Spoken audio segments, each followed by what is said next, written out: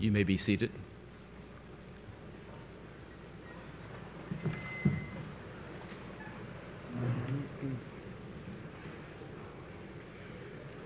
And now I will call upon the 22nd senior pastor of historic Old Silver Bluff, Springfield Baptist Church of Augusta, Georgia, where Morehouse was founded in 1867 to light our candle of the mystique.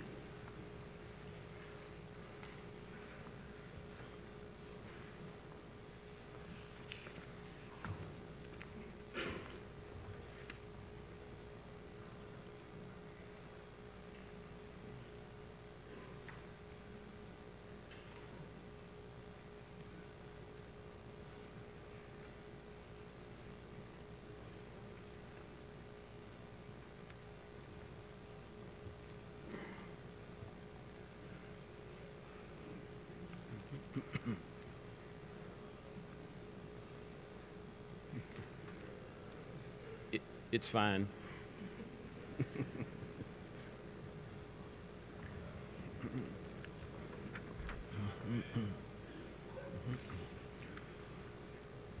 All who are able, I invite you to rise.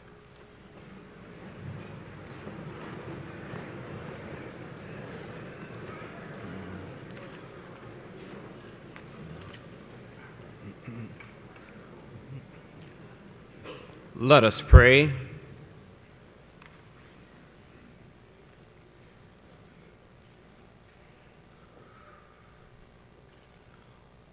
O Lord, our Lord, how excellent is thy name in all the earth, who has set thy glory above the heavens.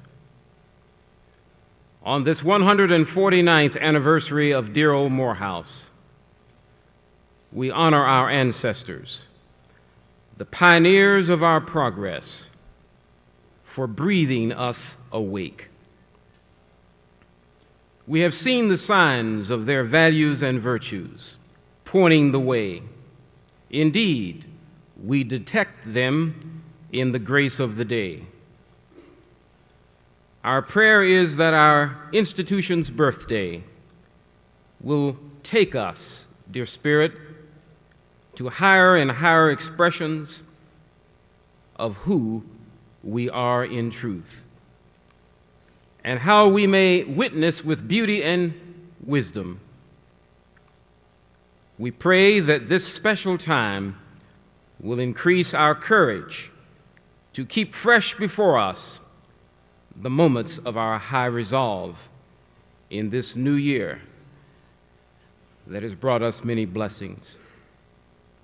Our reverent petition, dear giver of light, is that we will respect the dignity of nature as value with rights, the inherent worth of all human personality, and the incarnation of every person's divinity. We pray that we will be educated and healed toward the peaceful creation of the beloved world community. We know that our victory and the fulfillment of our intentions are already contained within the fabric of who and what we are spiritually. Stir our hearts to a willingness to know that all is well. Open our hands to surrender all to you, dear God, and open our eyes to clearly see the power of harmonizing good in the midst of mortal activity. Increase within us that soft, open, vulnerable space that is not secret, that sweet space of being that we rest in when we know that you, dear God, are all there is. Allow the love of the universe to flow freely through us. Teach us how to treat one another. We rededicate ourselves to being realistic by expecting and planning for miracles. So be it, and so it is. Let everyone say, amen. Be seated.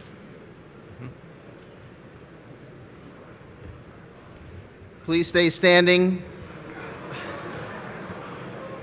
for the presentation of colors and the singing of the national anthem, and one stanza of Lift Every Voice and Sing.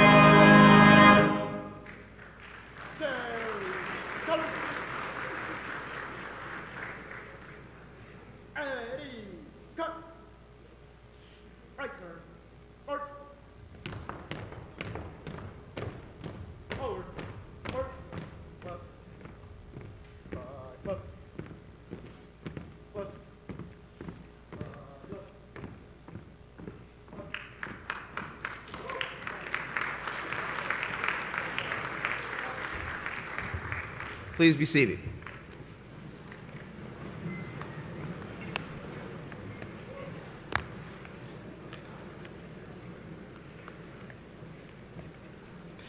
So as those of you come in, please take your seats quietly.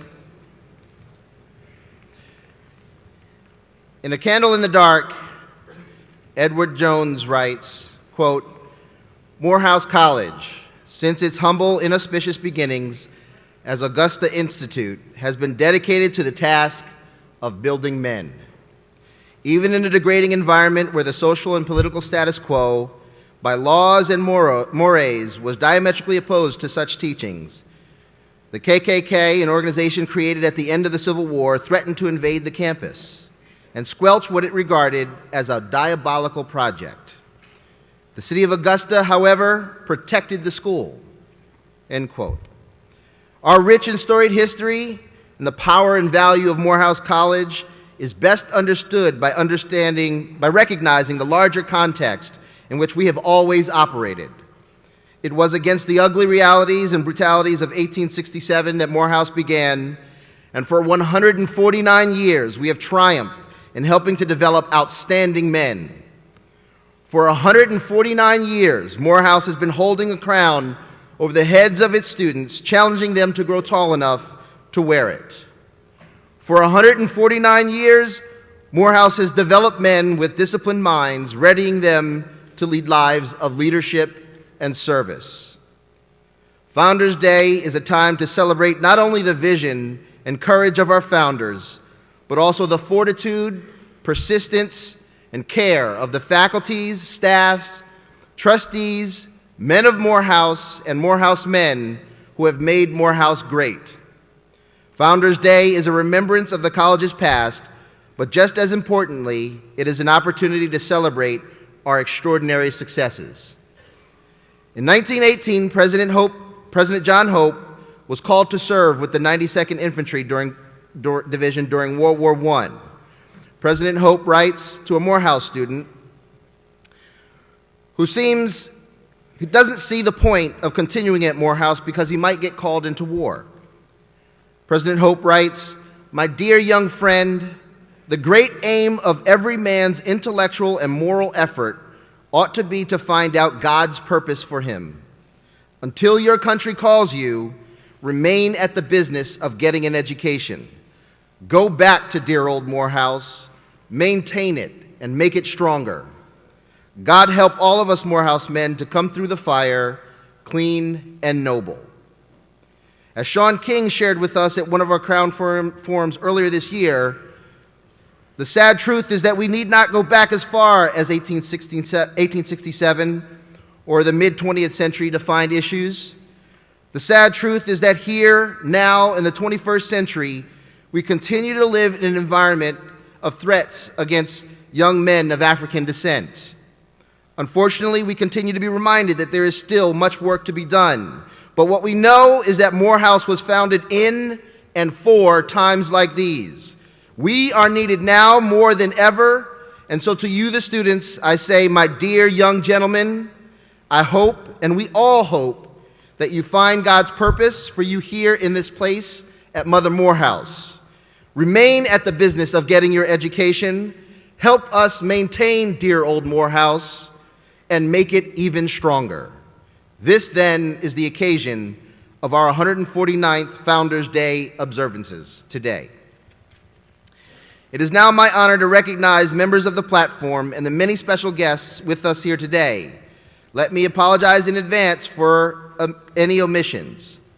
Will the Board of Trustees please stand and be recognized, including Secretary Avery Munnings, faculty representatives Professors Michael Hodge, David Wall Rice, and Ron Thomas, student representatives Will Chandler, Zephyrinus Okonkwo, and John Tavis Williams. Would the executive administrators of the college please stand and be recognized, including Lucretia Cade, General Counsel and Chief of Staff, Tim Sams, VP for Student Development, and William Taggart, Chief Operating Officer and Executive in Residence.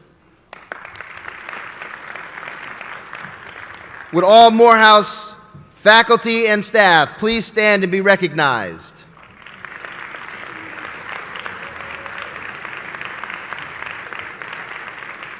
Would all alumni please stand and be recognized?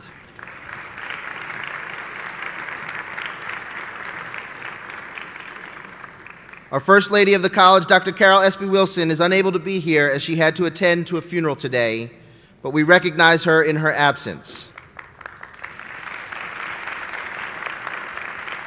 Dr. Edward Wheeler, President of ITC, please stand and be recognized. Dr. Ronald A. Johnson, President of CAU, would you please stand and be recognized?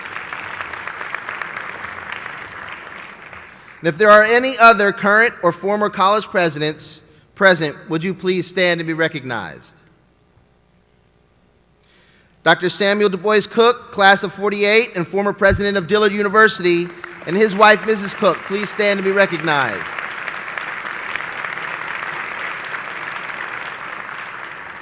Sherry Turner, Executive Director and CEO of the Atlanta University Center Consortium, please stand and be recognized. Loretta Perm, Executive Director of the Robert Woodruff Library, please stand and be recognized. Mrs. Yvonne Gloucester, wife of the late Hugh Gloucester, 7th President of Morehouse College, please stand and be recognized.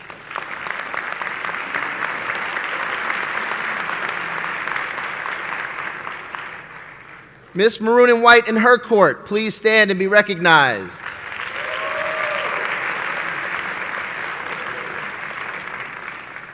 Men of the freshman class, would you please stand and be recognized?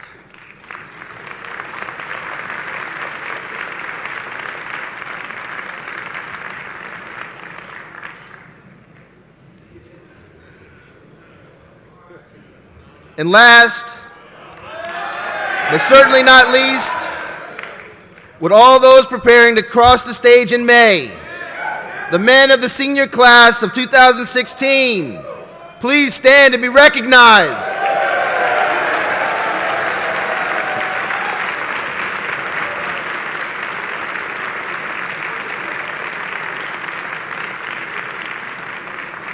Let me now invite Secretary Munnings to bring us greetings from the Board of Trustees.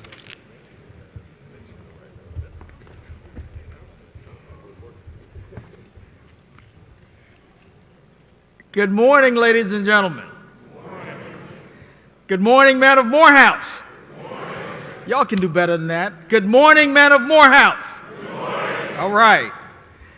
I'd like to take one moment of personal privilege and recognize my lovely wife of 27 years, Valerie Munnings, who is stand and be recognized here.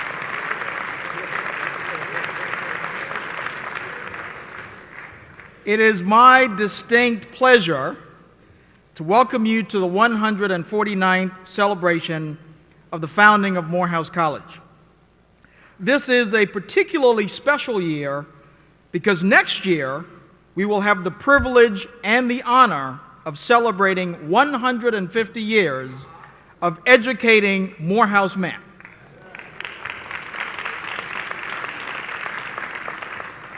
Morehouse College continues to endeavor of educating young men for lives of leadership and service under the guidance of the best educators in this country, and for that, we should all be grateful. Morehouse College remains an institution steeped in greatness as we continue to produce world-class leaders in every field of endeavor. We continue to ignite the social consciousness of America. We continue to fulfill the needs, both big and small, of our immediate community and the world. This Morehouse tradition is defined by its iconic teachers, leaders, and students. Benjamin Brawley, Benjamin Elijah Mays, Howard Thurman, Martin Luther King Jr., and our former Morehouse College presidents, all who were once great teachers prior to assuming the presidency. We owe deep gratitude to our teachers, administrators, and staff who embrace the proud tradition of excellence and carry the torch of our first Dean of Men, Benjamin Brawley, to teach standards of art and culture, the torch of Thurman's sound of the genuine so that our students may discover and remain authentic to their purpose, the torch of Martin Luther King Jr., such that ethics, character, and social justice are embedded in every lesson, in every discipline. And I hear each professor as they subtly invoke the crown that Thurman said hangs over the heads of men of Morehouse by having high expectations of acuity, integrity, agency, brotherhood, and being consequential men in this world. The world needs more Morehouse men. I don't think you heard me. I said the world needs more Morehouse men. May the world always have Morehouse men who are grounded in these traditional and historic teachings, but also strive to break new ground, establish new paradigms, challenge the status quo, and stand their ground. Stand your ground, young men, for the education and training of Morehouse College prepares you well. In closing, on behalf of the college's Board of Trustees, we thank President Wilson and Provost Campbell for their leadership. We seldom, on these special occasions, remember to say thank you. To our current administrators, faculty, and staff for keeping the proverbial home fires burning here at Morehouse. Thank you for all that you do for Morehouse College. And to all of you gathered here today in this audience and watching in cyberspace, I wish you a happy Founders Day. Thank you very much.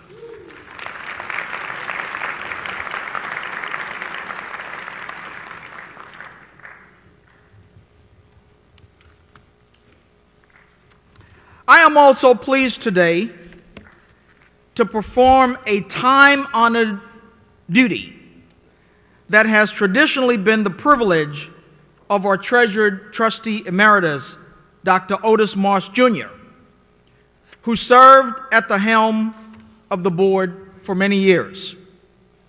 Dr. Moss could not be here today, so I will present the winners of the 2016 Otis Moss Jr. Oratorical contest in his stead. Oratory and debate have been a favorite activity of Morehouse College since the school's early days in Augusta, Georgia. In an effort to maintain that tradition, Dr. Moss, as a much revered minister and nationally acclaimed orator, formally instituted this contest in 1999.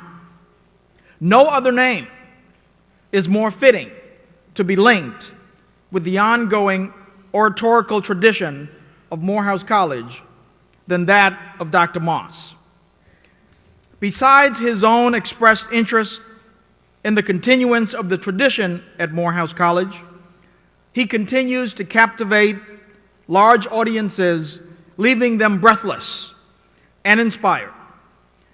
Morehouse College is honored to have the name of Otis Moss Jr. linked with its oratorical contest. Two faculty members, Dr. Leah Creek, Associate Professor of English, and Dr. Felicia Stewart, Associate Professor of Communication, have provided leadership and coordination of this contest.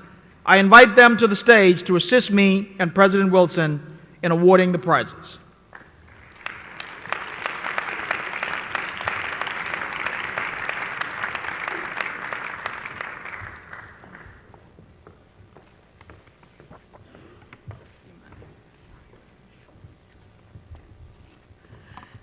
Hello, Morehouse family. We have had a wonderful year with our oratorical contest, and I would invite all of the contestants to please stand so that you can see the 11 men who put forth some brilliant oratory last week.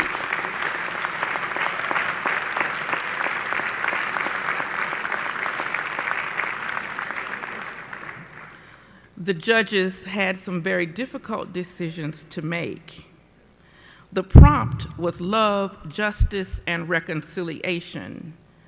Reverend Moss gave this prompt himself, and he directed us with these words: love without justice is weak sentimentality. Justice without love is naked brutality. Without the two, there can be no reconciliation. The persons who managed that very difficult topic the best are as follows, and I will call them to the stage.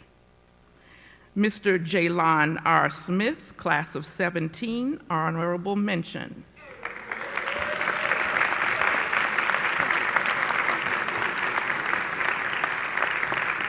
He's in the choir. Mr. Keith Asbury, class of 17, honorable mention.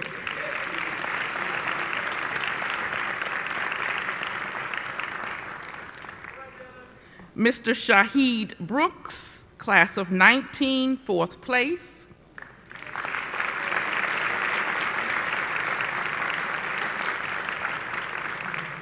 Mr. Caleb Henderson, class of 17, third place.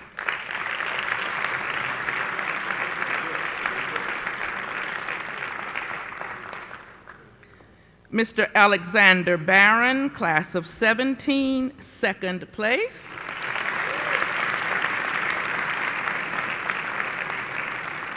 And the winner is Mr. Duran Marble, class of 18, first place.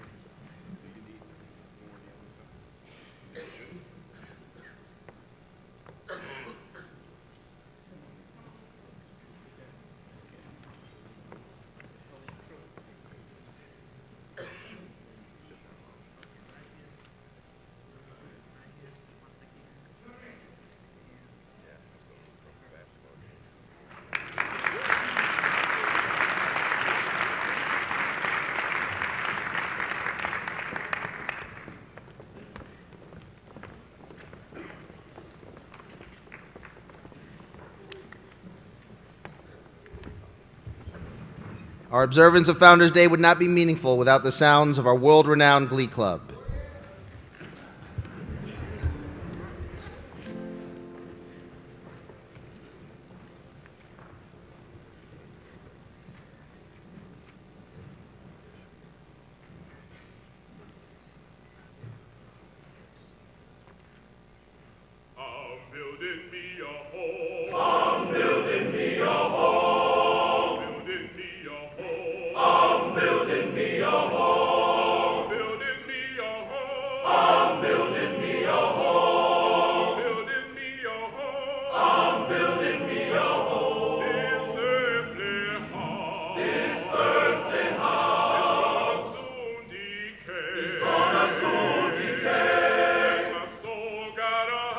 And my soul got a house.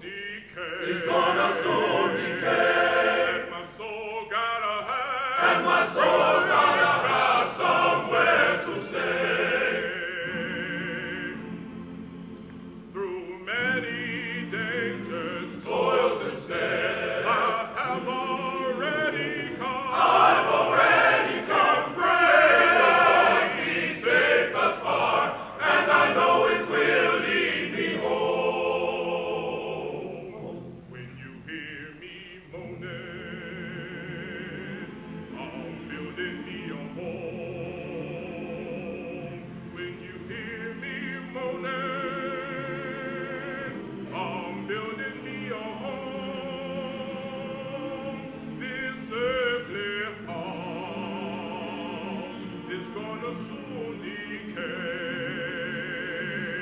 and my soul gotta have, Lord, somewhere to stay. When you hear me shouting, shouting, shouting, building me a home. Yes, my Lord. When you hear me shouting, yes, Lord, shouting, shouting, my Lord. This earthly house, yes, is gonna soon decay, and my soul gotta have, and my soul gotta have, and my soul, and my soul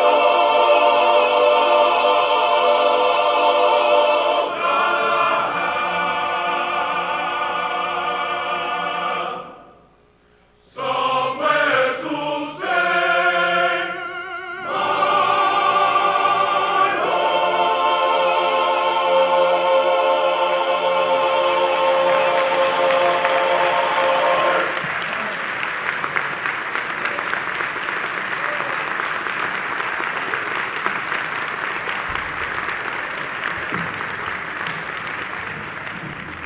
That's the Morehouse College Glee Club, a sound like no other.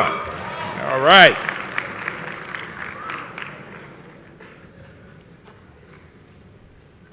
Good morning. I'd like to thank the Glee Club. I'd like to thank and congratulate Darren Marble. If I had more time, I'd tell you why. I'd like to thank you, Provost Campbell. Thank you, Secretary Munnings, and distinguished platform guests. I would like to recognize and acknowledge the presence of one of our Benny Award winners for Saturday night. You're going to hear from Dr. Bob Steele on Saturday morning and night. Here he is right here, a Benny Award winner. Will you please stand and receive our welcome to you? A distinguished and consequential life that you will hear more about on Saturday. I am delighted to assemble us all here for the observance of this 149th Founders Day on the eve of our 150th year. This is a poignant moment where our past and our future are in sharp focus. I am honored that this morning our convocation speaker is a Morehouse man I have watched flourish while also having a meaningful impact on our public discourse. In my tenure as president to date, I have rarely given the Presidential Award of Distinction. I want you all to know that it is an honor that is bestowed on the men who demonstrate acuity, practice integrity, exhibit agency, are committed to brotherhood, and who lead consequential lives. At this moment and in this time, we have such a man. So I'd like to ask Mr. Bakari Sellers to join me here at the podium so I can introduce him while presenting the Presidential Award of Distinction and saying why this award is appropriate in this time and for this man. As a distinguished Morehouse man, you exemplify the college's highest expectations of leadership and public service. Following in the footsteps of your father, legendary civil rights leader and Voorhees College president Cleveland Sellers, you decided early in life to focus on a future of leadership and service to your fellow man. You forged that path during your matriculation at Morehouse College, where you served as president of the Morehouse Student Government Association and as a student member of the Morehouse College Board of Trustees. After graduating from Morehouse College in 2005, you took that spirit of service and leadership home to South Carolina, where you tirelessly gave yourself to the citizens of the 90th House District of South Carolina. You made history by becoming, at that time, the youngest serving member of the South Carolina House of Representatives and the youngest African American legislator in America, just 1 year after graduating Morehouse College.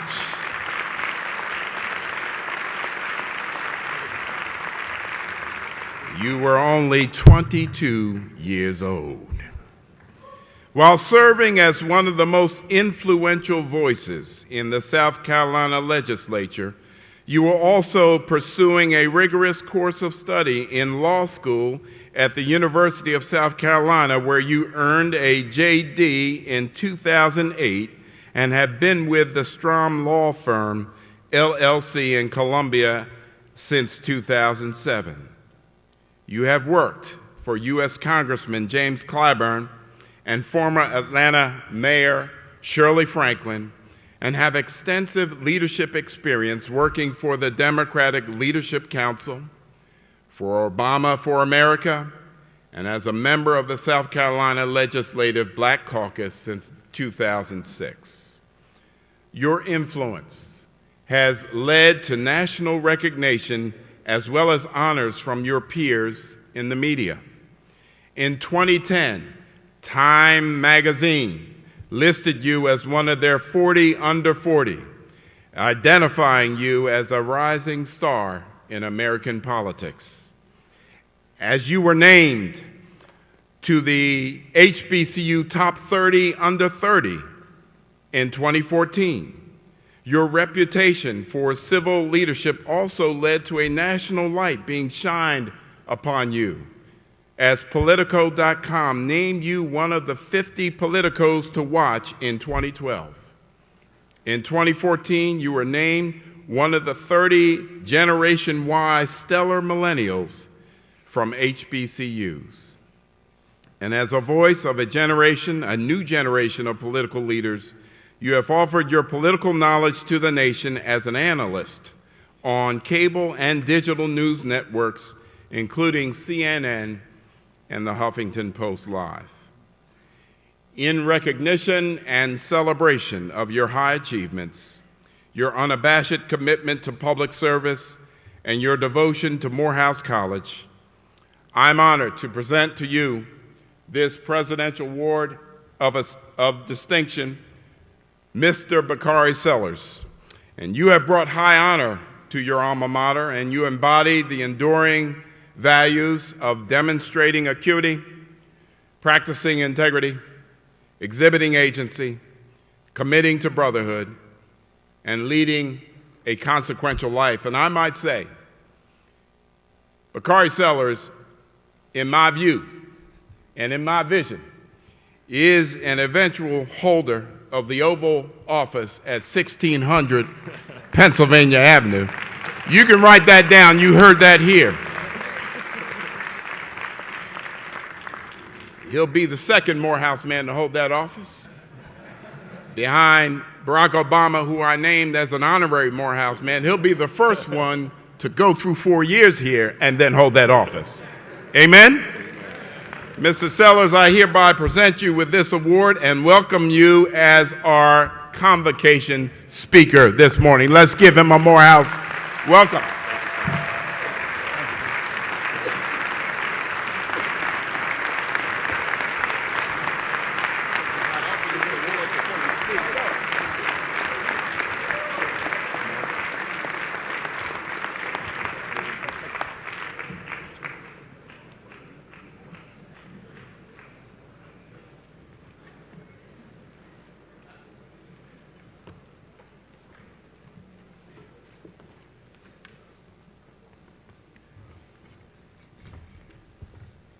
Good morning. It is not often that you get a round of applause and an award before you speak. So I am very thankful for everything that has been done here this morning, and to the president of this beloved institution, my institution, to all of my friends here, people who helped me along the way, who gave me an extra boost towards graduation. I saw some of y'all clapping like y'all already graduated. Y'all still got some tests to take, and even more importantly, y'all still got some parking tickets to pay. They coming to get their money from you, just know that. But Game and everyone else, my parents always taught me that the two most important words in the English language are the words, thank you, and that they're not nearly said enough. Oftentimes, you wait for people to pass away until you tell them how much they mean to you. And so for all of those people who are a part of my village, because I am a product of that proverb, it takes a village to raise a child, even those who are not in this room today, who are watching on the interwebs, I simply say, thank you, from the bottom of my heart. I got a challenge from Dr. Rice to say a whole lot in very few words. And so I'm going to treat you all today a lot like Elizabeth Taylor treated all 7 of her husbands. And that means I'm not going to keep you long.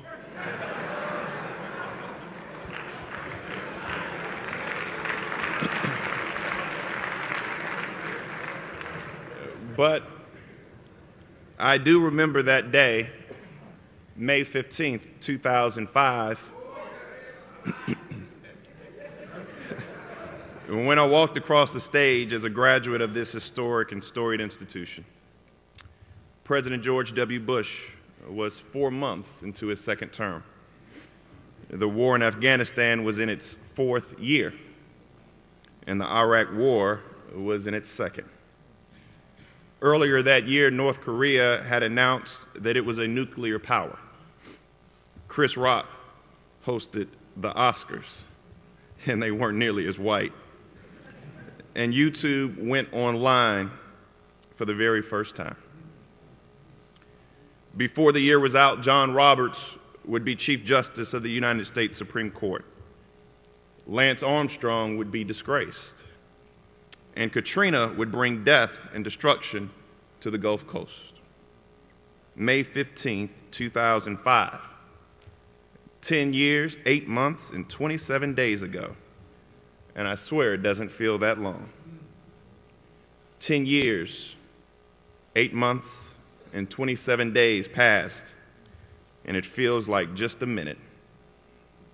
It's like the late, great Morehouse institution and South Carolina native Dr. Benjamin E. Mays used to say, and we all have heard it many times before. But life is just a minute.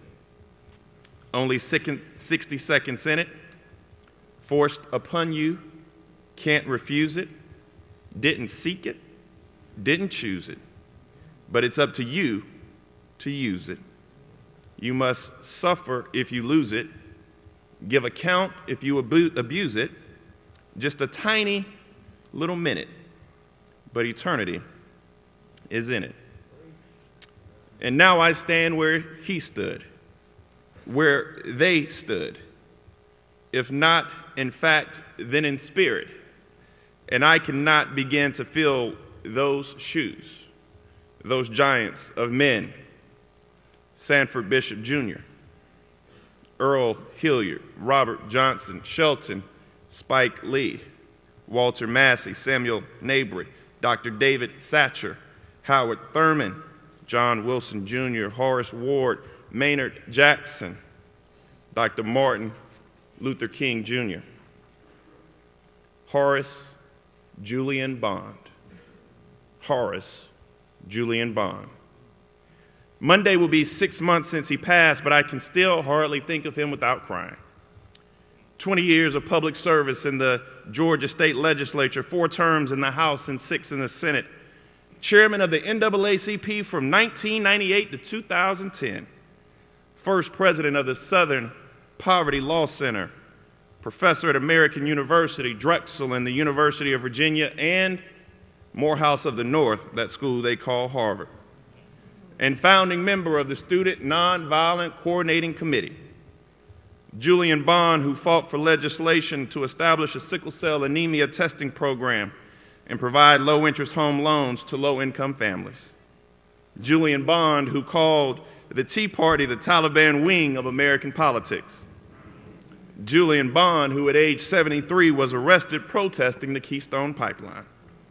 Julian Bond, who stood up for same-sex marriage, LGBT equality, even though it meant taking on the SCLC, because he believed, as former SCLC president and Morehouse man Dr. Martin Luther King Jr. wrote more than half a century earlier, that injustice anywhere is a threat to justice everywhere.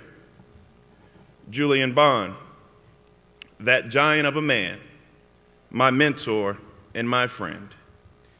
You see, I had the opportunity back in 2010 to be interviewed by Julian Bond for his Explorations in Black Leadership series. And I told him then, like I'm telling you now, that as much as I love and I respect, and I worked hard to get him elected, that honorary Morehouse man, our President Barack Obama, I hope that years from now when I'm gone, people will say I was more like Julian Bond than Barack Obama. And I miss him terribly. Over the heads of her students, Morehouse carries and holds a crown that she challenges them to grow tall enough to wear. You see, my friends, Julian Bond won his crown. Benjamin E. Mays won his crown. Dr. King won his crown, and my head is still bare. I still have interest to grow. I still have work left to do to live up to that legacy of those who will not stand silently when the world needed voices for change. Those great men who watch us even now. They challenge us to reach higher, to dream bigger, to imagine more than we ever dared before, and even once we imagine, to achieve. Because if we don't, no one will. I learned that value growing up in a family where service was a way of life. It was not a way to make a living. By the way, if y'all want to go into politics, you're going to be broke. Just know that. But it was here. It was walking these halls of Morehouse College that I found that mission and devoted myself to it completely. And that's why when I graduated 10 years, 8 months, and 27 days ago, I didn't go to Chicago. I didn't go to New York City or Washington, D.C. in search of fame and fortune. I went back to Denmark, South Carolina. Moses, are you in here? Oh, there he is. Went back home to Denmark, South Carolina. Population of 3,426, where the median household income was less than $18,000 per year. Where kids go to school where their heating and air don't work, where their infrastructure is falling apart, where the grip of poverty has placed its grasp on both our newborn and elderly alike. And escaping that grasp of impoverishment has become synonymous with the proverbial dog who chases his tail. That's where when I went to serve as Morehouse men should, where it was most needed. You see, I also have this bone in my body that is called an activist bone. And I get it honorably. Because just 3 days ago, we celebrated the 48th commemoration of the Orangeburg Massacre. And I would be remiss if I didn't tell you this story about a young man from Denmark, South Carolina, who went to Voorhees High School and then matriculated at Howard University. But there's a hint of irony in me getting this bone of activism. Because while he was at Howard, Dr. Wilson, he met a man named Stokely Carmichael. And Stokely convinced this young man from Denmark to drop out of the school after Stokely had graduated. And so he did. And he became a part of the freedom movement of the civil rights struggle. He ended up becoming a member of the Student Nonviolent Coordinating Committee, and his first mission was to go to Philadelphia, Mississippi. How many people have been to Philadelphia, Mississippi? It's the size of this auditorium. It's not any bigger. But his task was to look for the bodies of 3 of his fellow slain civil rights workers, Henry Smith, Goodman, Schwerner, and Cheney. And during the day, they would hide in barns and sheds, and at night, they would go out and look in ditches and trenches. And ironically enough, those bodies were found behind the home of one of the local sheriff deputies in town, Edgar Ray Killen. And that was this young man from Denmark's first indoctrination into the civil rights movement until he ended up coming home, coming back to that place, that Denmark, South Carolina. And then he became involved in the most deadly civil rights demonstration that this country has ever seen. Because you see, on the night of February 6th, 1968, just a little over 48 years ago, the students at South Carolina State decided they were going to protest what the history books call the last vestige of discrimination. They were going to protest Jim Crow's final hiding place. And they went down to the All-Star Bowling Alley.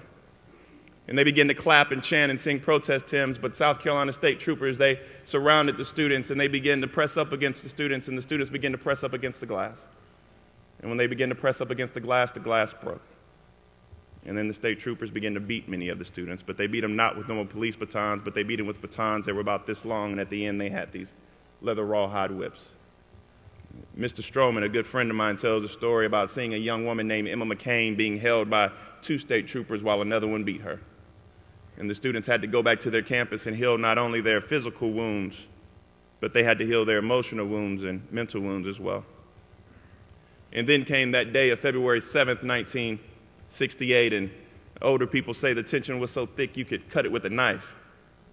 But I compare it to when we playing Arrival or something and you're in the parking lot and you know something about to pop off. It just is a little uneasy. That's how it felt on the 7th, but nothing happened. But then came that fateful day that we celebrated not too long ago, the 48th commemoration thereof, February 8th, 1968, when the students decided they were going to go back and protest the All-Star Bowling Alley again, and when they did, the state troopers came, but they got the right idea. They came back to their beloved campus, and they gathered because they felt safe, because they were gathered together much as we've gathered here today for a singular cause and a common good. And they built a huge bonfire. And as night fell and cool turned to cold, the embers illuminated the darkness. They didn't foresee what would happen next. They didn't foresee that South Carolina State troopers would line up along the embankment in front of their beloved campus. They didn't foresee that the shotguns they had would be turned on them with deadly intent. They didn't foresee that it would not be rubber bullets or tear gas, but it would be deadly double-aught buckshots that were fired into the group of students. And for 8 seconds, 1001, 1002, 1003, 1004, 5, 6, 7, 8 shots were fired into the group of students. It wounded 27. It killed 3, Henry Smith, Samuel Hammond, and Delano Middleton. The young man from Denmark was actually shot in the shoulder that night, and he went to the infirmary on the campus of South Carolina State, and they told him there was nothing they could do for him there. They said that you have to go to the hospital. And when he got to the hospital, he was pointed out, ironically enough, by the only black sheriff's deputy in Orangeburg County, and he was arrested. He was charged with 5 felonies, looking at a maximum of 75 years in prison. All 8 officers who shot into the group of students were tried. All 8 officers were found not guilty. But a few years later, this young man from Denmark was tried. The state trooper testified that he couldn't find the evidence. He had to go to Columbia to get it. When he came back to court, he said it must have been destroyed in the years between the incident and the trial.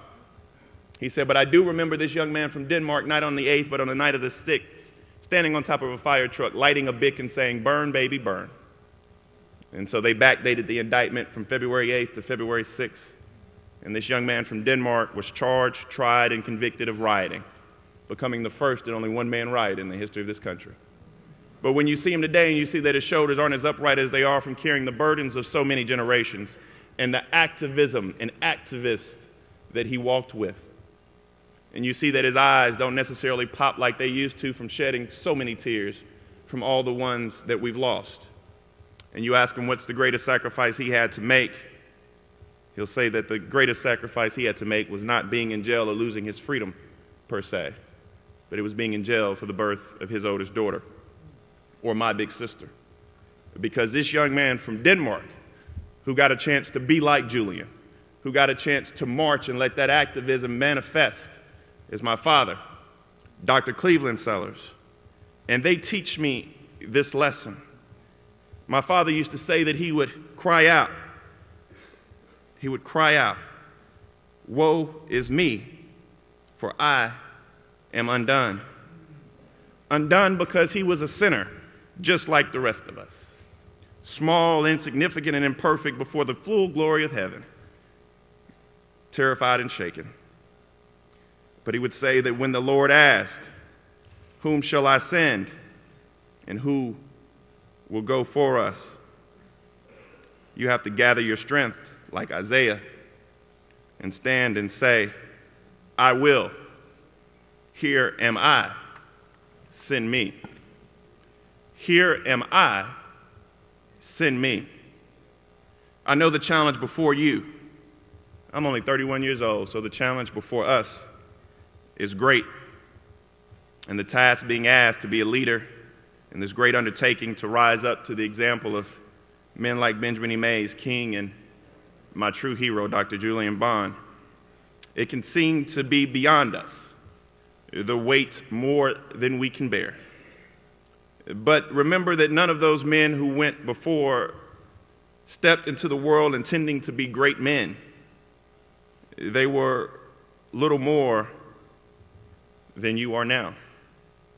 Young, intelligent, energetic, and following the examples before them, standing on the shoulders of giants. Their heads were bared just like ours, and they reached for the impossible just like we do now. And when they were challenged like we all are, when history asked, "Who will go for us?"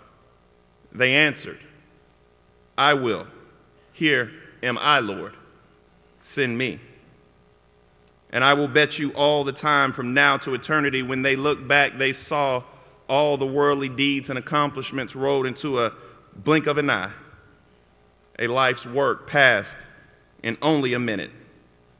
Because life is just a minute. It's only 60 seconds in it, forced upon you. Can't refuse it. Didn't seek it, didn't choose it. But it's up to you, men of Morehouse, to use it. You must suffer if you lose it. Give account if you abuse it. Just a tiny little minute, but eternity is in it. Be great. Be great. God bless Morehouse, and God bless the United States of America. Thank you.